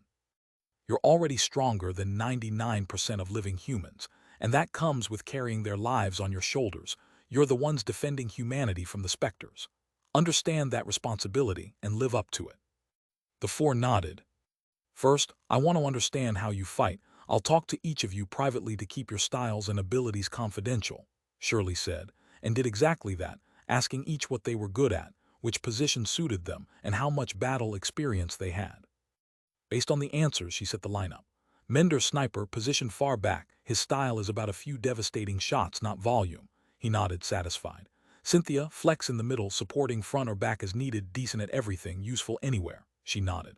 Steve, bruiser up front, our main combat force, strongest battle focus and experience of the four. He nodded.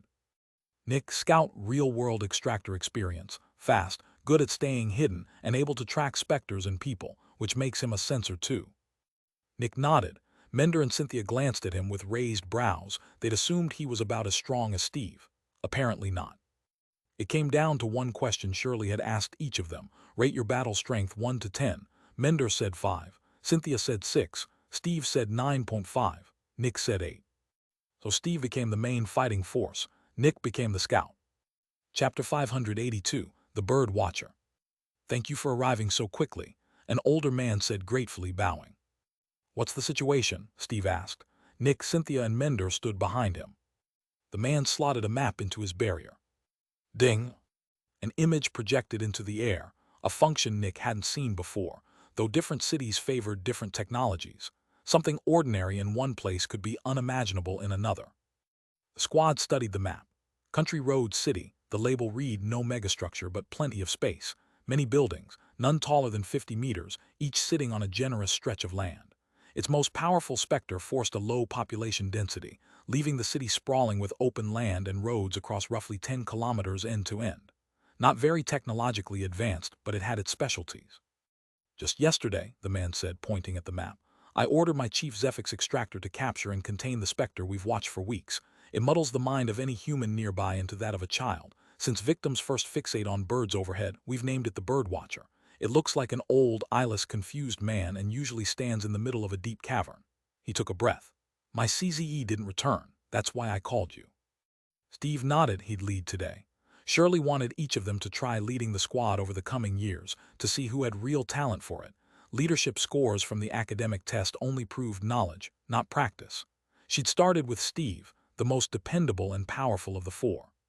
How powerful is your CZE? Steve asked. Peak veteran, completed shell. And the Specter, presumably. We believe in initial elder. Risky, Nick thought. The bigger manufacturers here probably refuse to let this smaller company's CZE advance.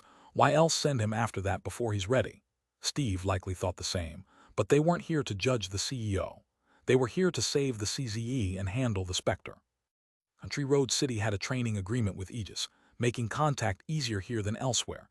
Even unaffiliated veterans could reach out. Anyone wealthy enough could request help against an elder-level threat or lower, with Aegis arriving to handle it and rewards flowing back to the requester, plus a hefty payment for the squad. Sometimes Aegis staged fake scenarios for training purposes instead, with the payment flowing the other way. The fees were steep either way, but often worth it. If a smaller manufacturer asked a bigger one for help, The bigger one might just kill the captured extractors and keep the Specter for itself. Aegis wouldn't do that. The biggest manufacturers here never called for a trainee squad. They had specialists, sometimes heroes of their own. "How certain are you it's an initial elder?" Steve asked. "Around 70%, the CEO said, more question than answer. Steve nodded at the marked spot. "We'll handle this." "Thank you," the CEO said, bowing. Steve gestured for the team to move, and the four of them shot east into the distance. Steve ran in front, Nick behind him, Cynthia keeping pace further back, Mender visibly at his limit. "Nick, you're out of line. Front," Steve ordered through Nick's barrier. Nick's expression didn't change, though he was annoyed he'd hung back deliberately, since Steve was outpacing the other two and leaving them exposed. Still, he wasn't the leader and followed orders, easily overtaking Steve to the front. Steve's eyes burned as Nick passed him with such ease. Was this a power play, Nick flaunting his speed to prove superiority? Suspicion and anger built in him, while Nick paid him no attention at all, focused entirely ahead. He was the scout. Scouting was the job. "I'm going under to scout," Nick said through Steve's barrier, then vanished behind a rock before Steve could answer. The team passed the rock and found no trace of him. Gone. "Nick, report," Steve snapped. "I'm here." "Where?" "I can't give a visible signal without risking a third party noticing." Steve gritted his teeth. Was Nick toying with him, showing off his stealth, proving he was the better assassin? Fury built, but Steve refused to act unprofessionally on a mission, whatever he privately thought of Nick's discipline. In truth, Nick was doing nothing of the sort, exactly what he'd said, no more. As long as he stayed hidden, his ability would tell him whether anyone was watching. The team reached the cavern entrance, almost 20 meters high, 50 wide, bright near the mouth but darkening quickly further in. "Nick, scout the cavern, locate the target and report," Steve ordered. "Affirmative." Nick stayed hidden, leaving Steve unsure whether he'd even entered. 30 seconds passed, then more, Steve's anger building until he activated his communicator. "What's your—" "Boom." The cavern shook. "Boom, boom." Several quakes thundered through in the space of a second. "Charge in," Steve ordered. Their barriers flared to light, Zephyx draining fast, enough for maybe 2 minutes, plenty for a group of experts. They plunged into the cavern and stopped as a light approached, trailing several people in extractor uniforms. Steve's rage exploded at the sight. "Nick, you broke my orders. I told you to scout, not engage." Nick stopped in front of him, silent, as the confused rescued extractors looked around behind him. He dropped a severed torso on the ground without breaking eye contact. "I had no choice," he said. "Your voice alerted them to my presence. I had to engage." Chapter 583, Steve's Issues. Nick's explanation doused Steve's rage like cold water, shock first, then anger turned inward. He knew he'd messed up and felt like the biggest idiot alive. "Sorry," Steve said quietly. "Let's get back to the tutor. Explain the details there." Nick wasn't surprised. Decades of experience meant Steve could recognize misplaced anger once the pressure passed. Was Nick angry? Of course. A teammate's carelessness had exposed him to real danger, but not on purpose. Steve was an asshole, tried too hard to look impressive but hadn't wanted Nick dead. He'd simply lost control. Every instinct told Nick to hit him. It would have felt great. But that was how teenagers settled things, not adults. He walked past Steve, the 10 rescued people trailing behind, leaving the torso on the ground for Steve to retrieve. Specter's core sat inside that torso, too weakened now to use its ability, and it had already realized resisting Nick further would kill it. Having seen countless minds, it knew exactly how close to death it stood. It also knew its power was useless on him. Nick's barrier was simply too advanced. The Bird Watcher's ability could slip past most barriers, but the moment it tried pulling Nick into its domain, his barrier activated and shut it down cold.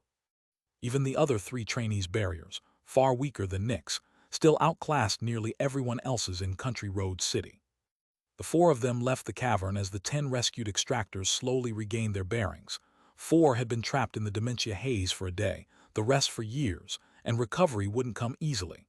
Not Nick's problem, though. Back at the manufacturer, Shirley waited with the CEO, who nearly collapsed with relief at the sight of his CZE. Proof enough this had been a genuine mission.